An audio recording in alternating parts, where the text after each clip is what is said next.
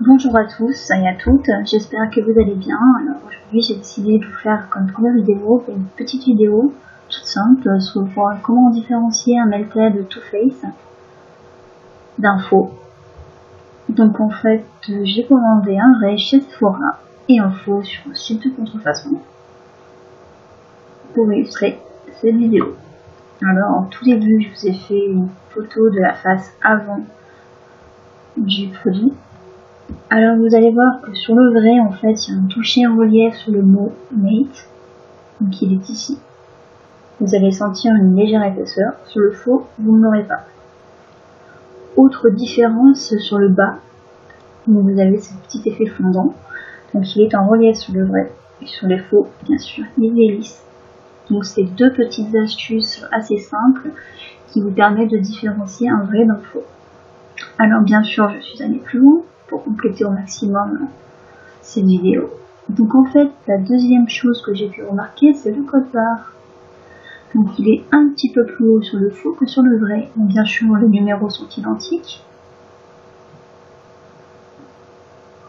Donc le rectangle est légèrement plus large. Mais après, c'est vraiment léger, il faut l'avoir sous les yeux pour faire la différence. Après, je me suis intéressée au dessus de la peau.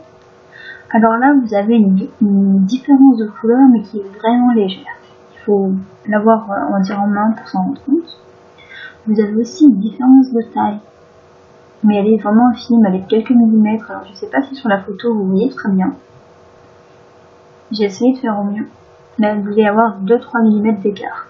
En fait, vous le voyez tout simplement en alignant vos méthodes. Il y en a un qui va dépasser un tout petit peu. Celui-là en général, c'est un faux.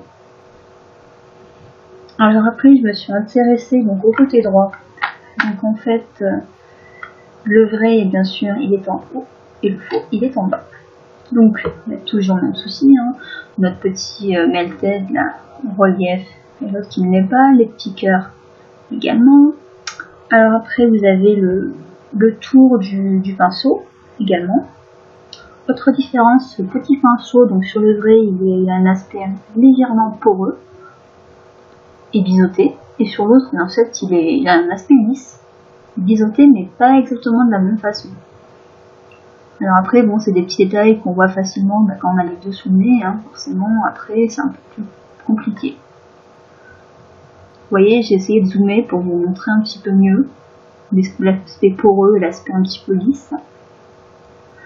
Donc après, je suis passée donc, de l'autre côté, de l'autre côté, toujours le même souci, hein, melted lisse, melted en relief. Vous voyez là, je ne sais pas si c'est un petit peu plus clair pour vous, j'ai encore essayé de zoomer, mais on voit bien que la profondeur n'est pas du tout la même. C'est même un point de trompe-l'œil sur le faux. Donc après, vous avez sur l'arrière, déjà vous avez les deux petits fils dorés qui n'ont pas le même écart, ni la même épaisseur. La sérigraphie qui est complètement différente. Elle est plus épaisse sur le faux. En fait, c'est une écriture de type grasse, je suppose. Après, sur le vrai, là, vous avez la petite identification en bas, hein, qui est pas mal. On la retrouve sur les palettes, sur les produits de maquillage. Après, on commence à en voir sur les faux, mais pour le moment, pas bien. Donc en fait, c'est un numéro qui est assez gras, en écriture assez épais. Donc c'est vrai que déjà, si vous repérez tous ces défauts, ça peut être pas mal. Vous voyez, la sérigraphie n'est pas exactement la même, c'est pas aligné de la même façon. Il y a quelques légères fautes d'accent, il peut y avoir des lettres inversées. C'est pas serré de la même façon. Vous voyez, les petites lettres en arabe, elles sont pas exactement les mêmes. Le point est pas exactement aligné de la même façon. Donc après, je reface le code barre, mais en fait, c'était juste pour vous faire voir l'épaisseur, hein, de notre angle, en fait, tout simplement. Parce que là, les packagings sont à peu près identiques, hein. Bon, toujours le problème de rectangle. Après, les packagings sont de la même façon. Donc après, j'ai décidé de prendre le packaging par en haut. Donc par en haut, petite surprise, hein, sur le vrai, on voit des petits dessins roses. Sur le faux, il n'y en a pas. Autre différence, le vrai et le faux ne s'ouvrent pas de la même façon. Sur le vrai, vous avez des petites encoches qui s'ouvrent. Sur le faux, il n'y en a pas. Donc le vrai packaging est quand même plus travaillé que le faux. Après, donc les melted en eux-mêmes, déjà vous avez tout de suite le problème de relief, hein. Sur le vrai il y en a du relief, sur le faux il n'y en a pas. Vous avez le problème de bouchon, sur le faux il est beaucoup plus serré, sur le vrai non. Alors que j'ai pas du tout ouvert le produit avant de faire ces photos là. Je l'ai ouvert que pour la suite. Donc je suppose que pour le produit de contrefaçon ils font ça pour qu'en fait le produit tienne plus longtemps. Parce que je sais pas si vous voyez bien l'écran, mais en fait si on regarde bien, par rapport au contenant translucide, c'est pas aligné exactement de la même façon.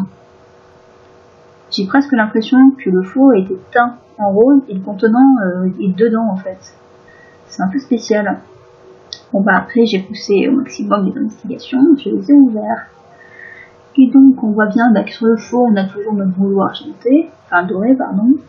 Ensuite un petit boulot noir avec les vis. Et sur le faux donc on a un boulot argenté vissé directement, un petit bout noir. Et les pinceaux qui sont pas exactement pareils. Donc on voit que le pinceau est blanc alors qu'il sort du produit, donc ici le produit en a qu'au fond. C'est un petit peu bizarre. Vous voyez, hein, j'ai pris un photo de plus près pour que vous voyez mieux. Hein. Donc le vrai est toujours en bas et le faux est en haut. Et autre différence un petit peu flagrante, des bouchons. Sur le faux elle est en relief, sur le vrai. On a un relief un peu gravé. Sur le vrai, c'est du relief. On touche, donc on sent vraiment le T et le F. Et après, dernière investigation sur les pinceaux. Donc le faux se trouve bien entendu en bas. Donc pinceau un peu aspect poreux, un peu diluté. On voit bien que le bâton a trempé entièrement dans le produit, donc le produit est plein. Et le faux, on voit notre petit pinceau même pas biseauté et le manche est blanc. Pourtant, il en est sorti du produit. Donc c'est à se demander s'il y a vraiment du produit dedans ou s'il y en a vraiment profond. Bon, bah écoutez, j'espère que cette vidéo vous aura plu et vous servira dans vos prochains achats. À bientôt!